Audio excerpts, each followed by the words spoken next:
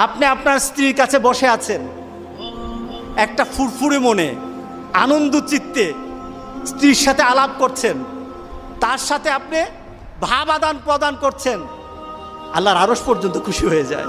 সুবহানাল্লাহ, আল্লাহর আরশ পর্যন্ত খুশি হয়ে যায়।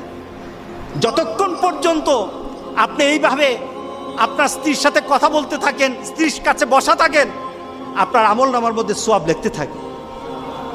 রাসূল পাক সাল্লাল্লাহু আলাইহি সাল্লাম এই কথা বলার পর এক সাহাবী বললেন, ইয়া রাসূলুল্লাহ, স্ত্রীর সাথে একসাথে শুবো, একসাথে ঘুমাবো, একসাথে খাবো, একসাথে তাকে আদর করব, এটা কি সওয়াবের কাজ হতে পারে? রাসূল পাক সাল্লাল্লাহু আলাইহি সাল্লাম বললেন, আচ্ছা তোমার স্ত্রীকে না নিয়ে তুমি যদি আরেকজন স্ত্রীর কাছে বসে থাকো, আছে কি না? আছে কি না? মজাই লাগে, উনিও খাইবেন, রেডি থাকেন। তুমি অন্য কোন স্ত্রীর পাশে বসে বসে ফিস ফিস ফিস ফিস করলা, মজাই লাগবে, তবে মনে রেখে দিও তোমার আমলনামার মধ্যে জেনার গুনাহ লেখা হবে।